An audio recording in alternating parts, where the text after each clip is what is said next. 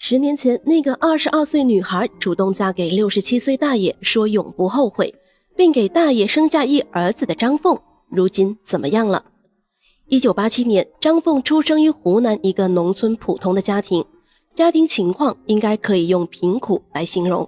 而張鳳的出生可以說是一個意外，她出生時家裡已經有5個哥哥和姐姐了，到她這裡排行老6。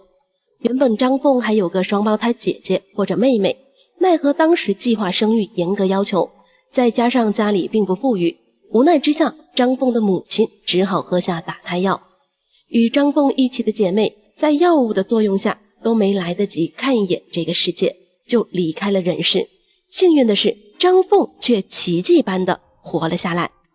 張鳳剛出生這一年，故事的主人公文長林已經是一個45歲的中年男子，身邊已經有了漸漸長大的兒女。文長林是村裡的一名醫生，醫學知識比較淵博，他的醫療事業在村裡也做出了一番成就，在村裡還算小有名氣。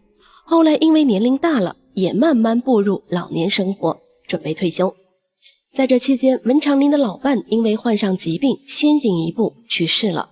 文長林一個人生活顯得非常清苦。原本他與張鳳的人生軌道並不重合，他們又如何走到了一起呢？那天，文長林接到一個電話，村裡有個人得了重病，要他去幫忙看病。原來這個電話就是張鳳的母親打來的。那年張鳳僅僅6歲，父親就患上了白血病中風，只能臥病在床。不得已之下，張鳳母親把鄉村醫生文長林請到家裡為丈夫診治。因為張鳳父親的病比較麻煩，需要時常觀察和照顧，同時張鳳的母親也覺得文長林每次來回看病耗時又耗力，比較麻煩，所以就為文長林準備了一個住所。等文長林看完病，天色如果太晚了，就在張家住下了。如果張鳳父親出什麼緊急情況，還能吃個定心丸。這樣一來，文長林就成了張家常住的一員。因此，冥冥之中，文長林與張鳳便相遇了。當時的張鳳才是一位6、7歲的小女孩，張家的家庭條件也相對差了一些。文長林不僅不收張家給的醫療費用，還經常帶各種吃的給張鳳。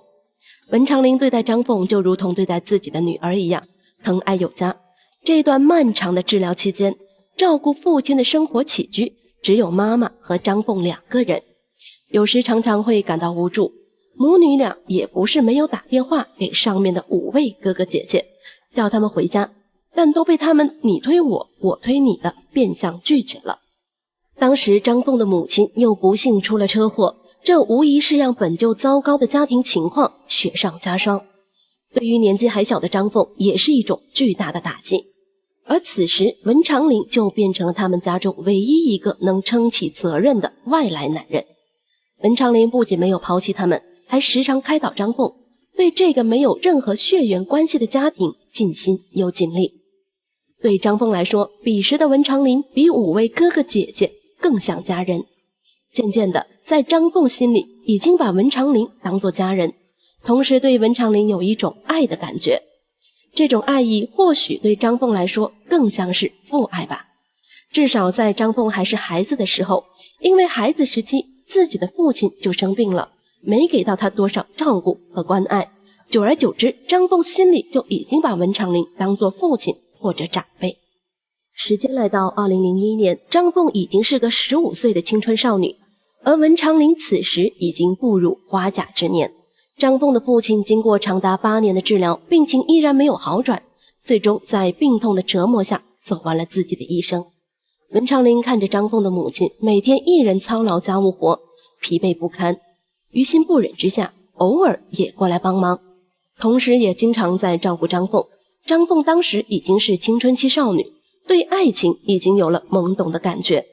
或許當時在她的心裡，以後要找丈夫應該就像文長林這樣的男人吧。時光匆匆，一晃7、8年的時間就過去了。長大成人的張鳳為了家裡的開銷，選擇南下打工，希望能給母親過上更好的生活。雖然此時的張鳳與文長林相隔2地，但文長林對待張鳳依舊如同自己的孩子，每隔幾天都會給張鳳打上一通電話，一邊噓寒問暖，一邊讓他照顧好自己，有什麼事兒一定要對他講。有一天，身在外地的張鳳手機不小心被人扒走了，而這件事也正是文長林與張鳳步入愛情的轉折點。早幾天前，經常給張鳳打電話的文長林突然聯繫不上張鳳了，這讓他滿心着急，以為是出了什麼事兒。另一邊，張鳳丟了手機，也是心急如焚，不知道該怎麼辦了。最後，他唯一想到的是給文長林打電話，讓他送一個手機過來。幾天聯繫不上張鳳的文長林接到張鳳的電話，喜出望外。得知張鳳居住的地址之後，天還沒亮就登上了南下的火車。當見到張鳳時，文長林把自己剛買的手機送給了張鳳，而此時的張鳳心裡滿是感動。看到文長林因為着急而有些發黑的臉龐，張鳳不知不覺的就緊緊地抱住了文長林。也就這一刻，張鳳的心裡只裝得下文長林，腦袋裡也產生了一個想法：婚姻對女人來說，不就是嫁給疼愛自己的男人嗎？眼前這個男人不就是那個一直疼愛自己、對自己照顧有加的男人嗎？於是張鳳下定決心要嫁給文長林，並把自己的想法告訴了母親。不出意外，母親是反對的，因為他們年齡相差實在太大了，整整相差了45歲。對於一個家庭來說，相差45歲的確令人難以接受，又怕張鳳以後會後悔。當時母親是希望自己的女兒嫁給一個鄰村的小伙，甚至還瞞着張鳳偷偷收下了那家小伙家人的彩禮錢。但她低估了自己的女兒下的決心，張鳳不願意母親安排她嫁給一個自己不喜歡的人。於是她對自己的母親說：“我這輩子只嫁給文長林，永不後悔。”母親拗不過她，只能硬着頭皮答應。當時在村裡還引起了巨大的輿論，也免不了不少村民投來異樣的眼光。